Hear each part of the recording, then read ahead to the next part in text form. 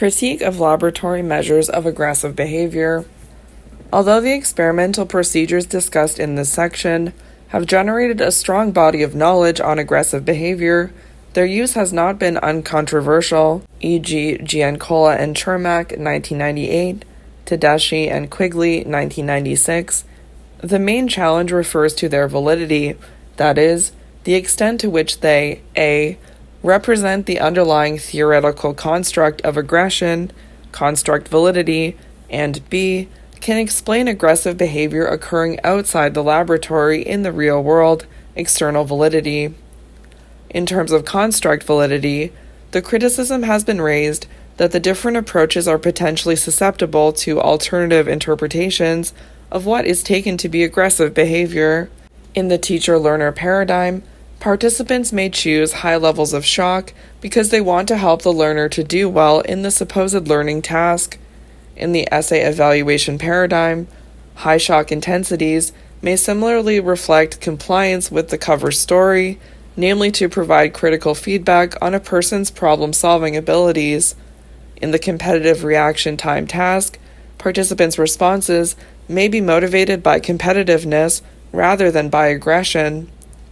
As far as external validity is concerned, critics have pointed out that the artificial and impoverished nature of many laboratory settings is a far cry from those contexts in which aggression occurs as a social problem in the real world.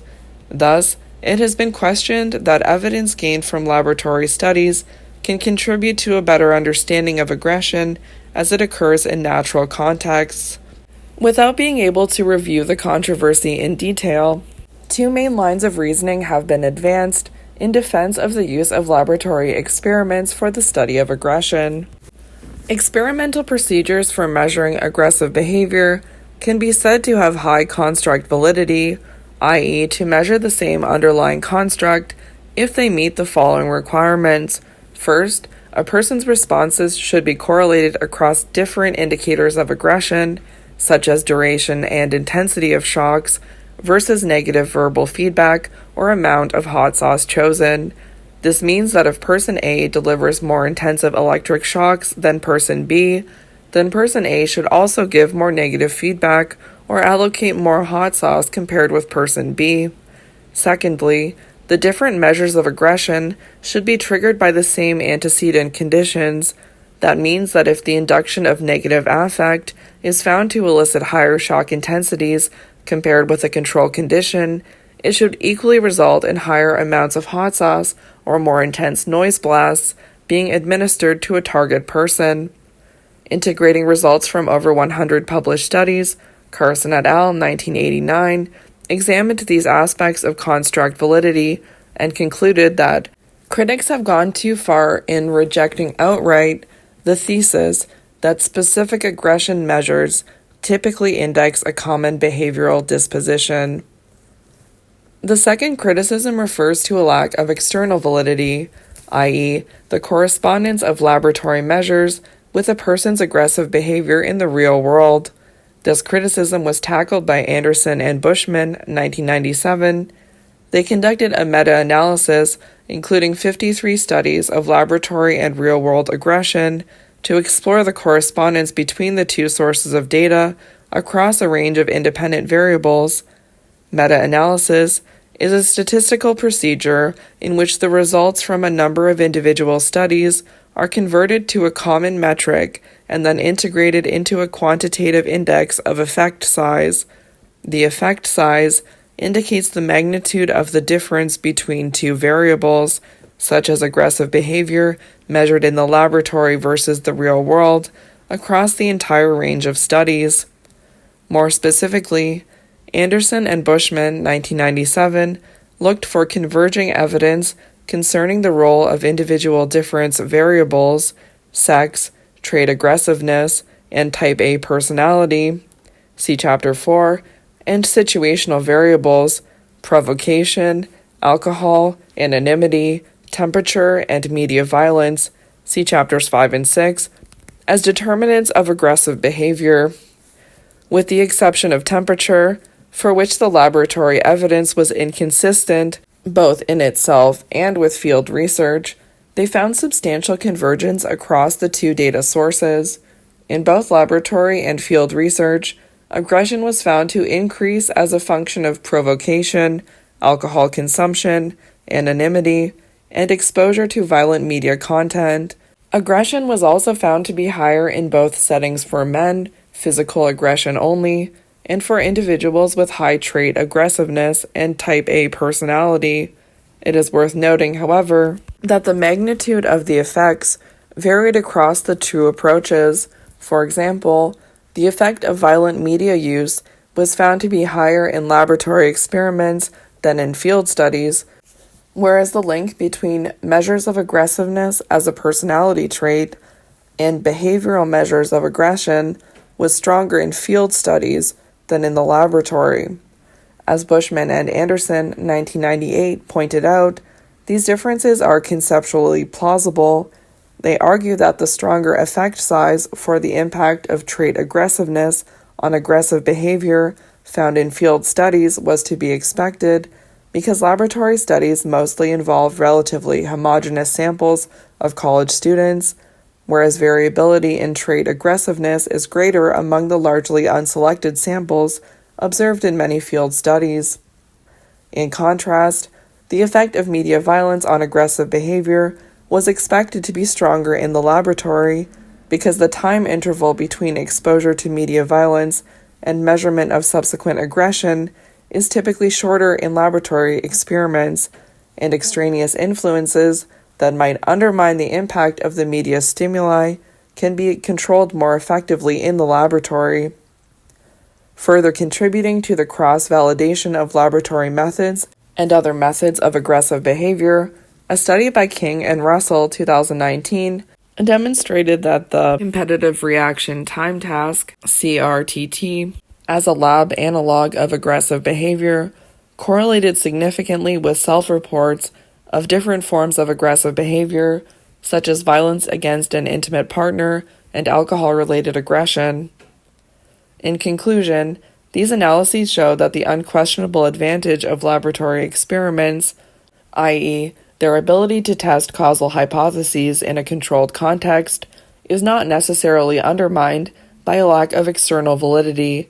Therefore, laboratory studies are of prime importance for testing cause-effect hypotheses and illuminating conceptual links between instigating variables, aggressive behavior, and its consequences. On the other hand, they do not allow researchers to study severe manifestations of aggressive behavior, which would be unethical to elicit deliberately. Therefore, there is clearly a need for additional methodological tools for studying these forms of aggressive behavior. Meta-analysis, quantitative review integrating the findings from individual studies into a common metric of effect size. Collecting reports of aggressive behavior. Measuring aggressive behavior through direct observation of research participants' aggressive behavior in natural contexts or in the laboratory is not always feasible. As noted above, the harmful and potentially dangerous nature of aggressive acts prevents researchers from creating conditions under which such behaviors might be observed, and severe forms of aggression and violence are too rare to lend themselves to systematic observation in the real world. Moreover, many aggressive acts occur without prior warning or only come to light after they have been performed. This is typically the case for acts of violence, such as physical assault, rape, or homicide. In these cases, researchers have to rely on reports of aggressive behavior rather than gaining first-hand evidence of its occurrence. In other contexts, research questions refer to internal variables, such as aggressive thoughts and fantasies, which, unlike overt behavior, are not open to observation. An overview of different strategies for collecting reports about aggression is presented in the third part of Table 1.2. Most of these methods are common techniques of data collection that can be applied to the measurement of aggression in a wide range of contexts. Self-reports of aggressive behavior. In this widely used approach, participants are asked to provide reports of their own aggressive behavior. The reports can either refer to general patterns of behavior that reflect trait aggression, such as how characteristic particular aggressive behaviors are for the person, or they can refer to the frequency of specific behaviors shown in the past, such as how many times in the last year the person has spread rumors about a colleague at work. Probably the best known general measure of dispositional or trait aggression, relying on self-reports, is the Aggression Questionnaire, AQ, developed by Buss and Perry, 1992. Based on the earlier Buss-Durkee Hostility Inventory, 1957, the AQ measures the habitual tendency to engage in physical aggression and verbal aggression. In addition, it contains 2 scales measuring individual differences in anger and hostility, seen as important affective correlates of aggressive behavior. Box 1.1 shows the full set of all 29 items of the AQ, together with mean scores for men and women in the original study by Buss and Perry, 1992. You can assess your trait aggression by completing the items in Box 1.1 and comparing your mean score on each scale with the original sample. Aggression Questionnaire, AQ, self-report instrument to measure stable individual differences in trait aggressiveness. The AQ has been translated into many other languages and has undergone some extensions and modifications. For example, Buss and Warren, 2000, added a scale measuring relational aggression with items such as, I sometimes spread gossip about people I don't like, and when someone really irritates me, I might give him or her the silent treatment. Other authors developed more parsimonious short forms of the AQ with fewer items. In its different forms, the AQ remains one of the most widely used instruments for measuring trait aggression. Other self-report measures have been developed to specifically measure individual differences in indirect and relational aggression. The Richardson Conflict Response Questionnaire, RCRQ, contains 10 items that measure direct verbal and physical aggression, e.g., threw something at them, yelled or screamed at them, and 10 items that measure indirect relational aggression, e.g., gossiped about the person behind their back, as behaviors that individuals show when they are angry. Another aspect of indirect aggression is captured in the Displaced Aggression Questionnaire, DAQ, by Denson et al., 2006. The DAQ was designed to measure individual differences in the tendency to engage in displaced aggression. Displaced aggression is said to occur when people shift their aggressive response to a provocation or frustration away from the original source onto an innocent target. See Chapter 2 for a more detailed discussion. The DAQ was developed to capture stable individual differences in the tendency to displace aggression and consists of 3 subscales, addressing angry rumination, e.g., I often find myself thinking over and over about things that have made me angry, revenge planning, I have long-living fantasies of revenge after the conflict is over, and displaced aggression at the behavioral level, I take my anger out on innocent others. Aggression Questionnaire, AQ, self-report instrument to measure stable individual differences in trait aggressiveness. Box 1.1, items from the Aggression Questionnaire, AQ, by Buss and Perry, 1992. Where do you stand on trait aggression? Response scale, 1 to 5. 1 is extremely uncharacteristic of me, and 5 is extremely characteristic of me. Physical aggression. Once in a while, I can't control the urge to strike another person. Given enough provocation, I may hit another person. If somebody hits me, I hit back. I get into fights a little more than the average person. If I have to resort to violence to protect my rights, I will. There are people who pushed me so far we came to blows. I can think of no good reason for ever hitting a person. I have threatened people I know. I have become so mad that I have broken things. Verbal aggression. I tell my friends openly when I disagree with them. I often find myself disagreeing with people. When people annoy me, I may tell them what I think of them. I can't help getting into arguments when people disagree with me. My friends say that I'm somewhat argumentative. Anger. I flare up quickly but get over it quickly. When frustrated, I let my irritation show. I sometimes feel like a powder keg ready to explode. I am an even-tempered person. Some of my friends think I'm a hothead. Sometimes I fly off the handle for no good reason. I have trouble controlling my temper. Hostility. I am sometimes eaten up with jealousy. At times I feel I have gotten a raw deal out of life. Other people always seem to get the breaks. I wonder why sometimes I feel so bitter about things. I know that friends talk about me behind my back. I am suspicious of overly friendly strangers.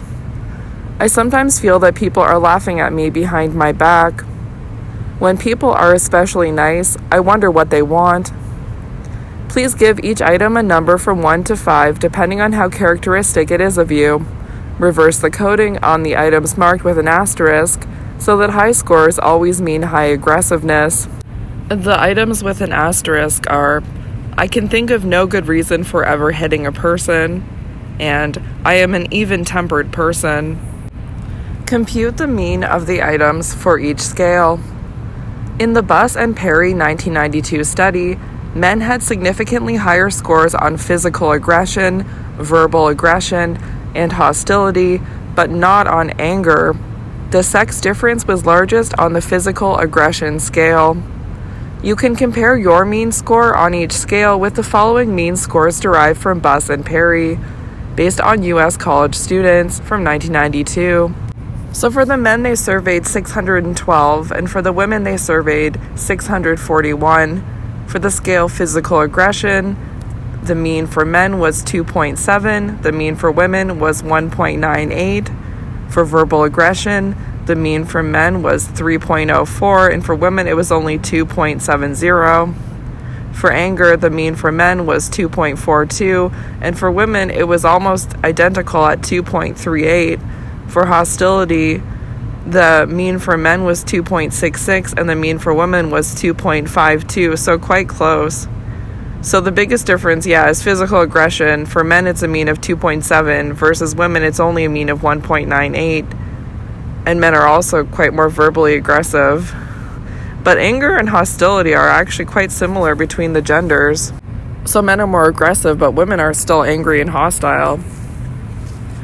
Whereas these questionnaire measures are designed to collect self-reports of people's aggressive behavior in general and across situations, recent research has provided a first test of an experience sampling measure of situational aggression, the Aggression ES Scale, 2018. In this approach, participants receive prompts via smartphones to report on their current thoughts, feelings, and behaviors, and the method has been used successfully in a range of contexts. In the first test of their new method, participants in the study by Bora et al. 2018 received 5 prompts per day over a period of 8 days and indicated at each prompt whether and in what intensity they had shown each of 12 specific forms of aggressive behavior in the last 30 minutes. They were also asked to report to what extent they had just experienced 8 different provocations. This new approach has the potential to provide time-locked information about an individual's aggressive behavior and about situational dynamics, for instance, the reciprocity of provocation and aggression. Each of the measures discussed so far was designed to assess aggressive behavior in a wide range of contexts. In addition, self-report measures are available that are custom-tailored to specific manifestations of aggressive behavior in different domains, such as sexual aggression, aggressive driving, or school bullying. In the area of sexual aggression, one of the most widely used instruments is the Sexual Experiences Survey, SES, by Koss et al. 2007. The SES can be used to obtain self-reports of sexual aggression and, in a parallel format, self-reports of sexual victimization. In the original version, which was developed in the 1980s, the scales were phrased to assess men's sexual aggression, perpetration, and women's sexual victimization. In the revised version by Koss et al. 2007, the items are worded in a gender-neutral manner, so that both men and women can be asked about their experiences as perpetrators as well as victims of sexual aggression. It presents a list of different sexual acts combined with a list of different coercive strategies, and respondents are asked to indicate how many times since the age of 14 or in the last year they engaged in or experienced each specific combination. An example of the format of the SES is presented in box 1.2.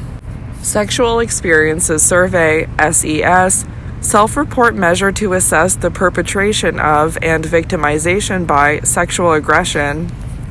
Building on the SES, other self-report scales to assess sexual aggression and victimization have been developed that include further aspects. One example is the Sexual Aggression and Victimization Scale, SAVS, which is a gender-inclusive instrument that tailors the questions to the sexual experience background of participants, heterosexual and/or same-sex contacts, and breaks down self-reports by the relationship between perpetrator and victim. A discussion of research based on these methods will be presented in Chapter 9. Instruments for collecting parallel reports from aggressors and victims have also been developed in other domains. For example, Forrest et al. 2005 developed the Indirect Aggression Scales, IAS, that contained the same set of items from the aggressor perspective, e.g., criticized another person in public, and from the target perspective, someone criticized me in public.